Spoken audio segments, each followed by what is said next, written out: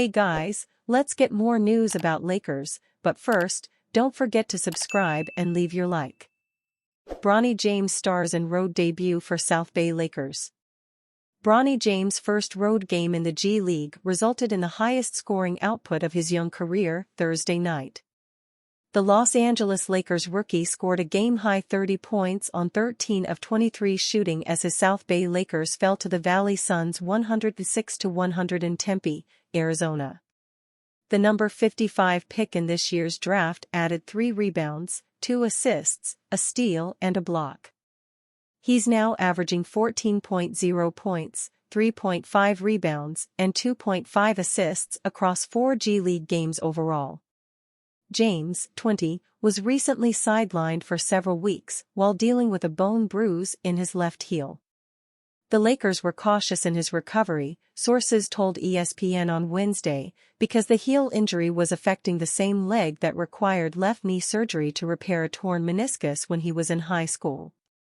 James' father, LeBron James, will miss a second straight game Friday when the Lakers take on the Minnesota Timberwolves.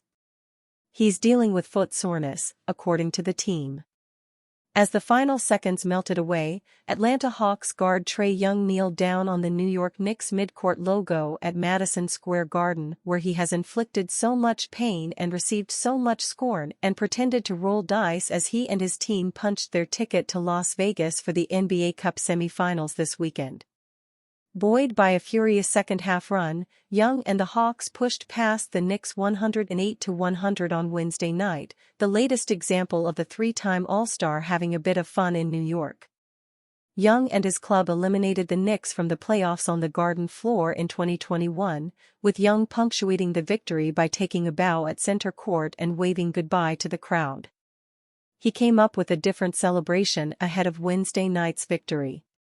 "We're going to Vegas, so that's what I had to," he said of rolling the dice. Young added, "I planned that one with my little brother a few days ago. We had talked about that, and I knew what I was going to do." Knicks star Jalen Brunson didn't begrudge Young for his celebration, saying simply, "We should win the game if we don't want him to do that." DeAndre Hunter scored 24 points and Jalen Johnson had 21 points, 15 rebounds, and 7 assists for the Hawks, who will square off against the Milwaukee Bucks on Saturday for a spot in the NBA Cup title game. Young, who finished with 22 points, 11 assists, and 5 rebounds, was a massive catalyst for the Hawks in the second half.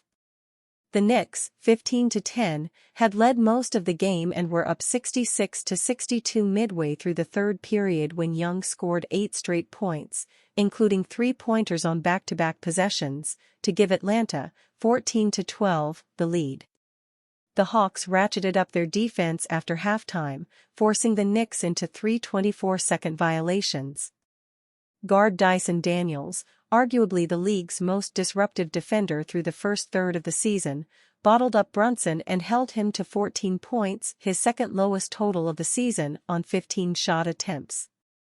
The repeated stops allowed Atlanta to get out and run in transition, which allowed the Hawks to outscore New York 61-46 over the final 2 quarters.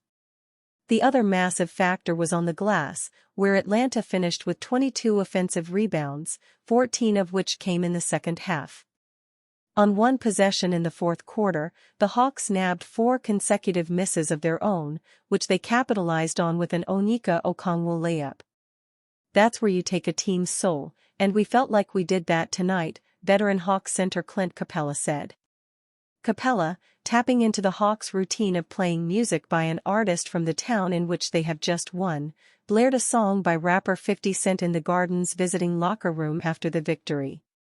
The center said the nature of the win, particularly the vice-like defense in the second half, indicated that Atlanta can be a force as its athletic youngsters continue to develop. "I think it shows us that we can be a really, really special team when we can shut down multiple possessions like that.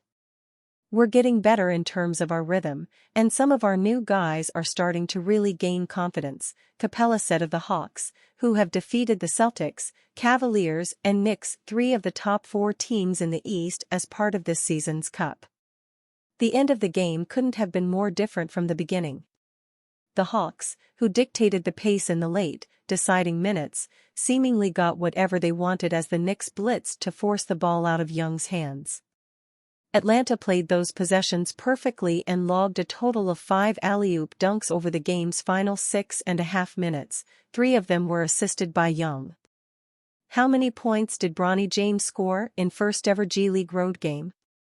The South Bay Lakers took on the Valley Suns on Thursday night and came away with the loss. But in the game, rookie guard Bronny James made his first-ever road game debut, showing a shift in thinking from the Lakers. Initially, Los Angeles was only allowing the rookie to play in home games within the G League. But the team decided that James would suit up for this game in Phoenix. While James struggled over his first few games in the G League, he has seemed to pick things up in his last few games. James posted 30 points, 3 rebounds, and 2 assists for South Bay in this contest. This strong performance comes off a good performance in his last game as well. James scored 16 points, grabbed 4 rebounds, and dished out 2 assists in the last contest. The rookie has started to figure things out and it's been great to see. James even had a massive highlight play during the first half, throwing down a lob from teammate Sir'Jabari Rice. Even with all the outside noise coming at him, James has continued to put his head down and just play basketball. The rookie even spoke about his desire to learn everything and get better with each day. "I think it's good," James said. "Just game by game, just trying to learn everything that I can. Always just staying aggressive and playing my game. Playing for my teammates and the coaches. It's been good." The Lakers have had faith that James would pan out and he is at least showing them some signs of progress. Los Angeles believes James can eventually be an impactful player at the NBA level, even if he still has a long way to go.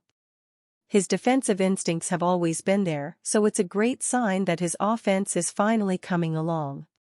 James has been shuffling back and forth between the G League and the NBA as he goes through the development plan that the Lakers put in place. If he can continue to string together strong performances at the G League level, the Lakers may elect to give him some run time in the NBA down the line. Lakers, Heat named top potential Jeremy Grant trade destinations. Portland Trail Blazers forward Jeremy Grant may turn out to be one of the more interesting names in the upcoming 2024-25 NBA trade market. If the Blazers want to trade Grant before the February 6 trade deadline, they should have some acceptable suitors for his services. Today, Matt Levine of SI published a list of the top 5 best trade partners for the Blazers if they're shopping Grant. The Los Angeles Clippers, Cleveland Cavaliers, and Dallas Mavericks all made the list, but the 2 highest were the Miami Heat, perhaps dangling wing Duncan Robinson, and the Los Angeles Lakers with potential future first-round picks to offer. Levine's compensation packages were ill-defined in general. In Robinson's case, it's not clear why the Blazers would want to exchange one 30-year-old player for another. But if the Blazers could get first-rounders from the Lakers in a post-LeBron James world, they might consider that an equitable deal. And you fan? What do you think of the situation of Jeremy Grant? Leave your opinion in the comments.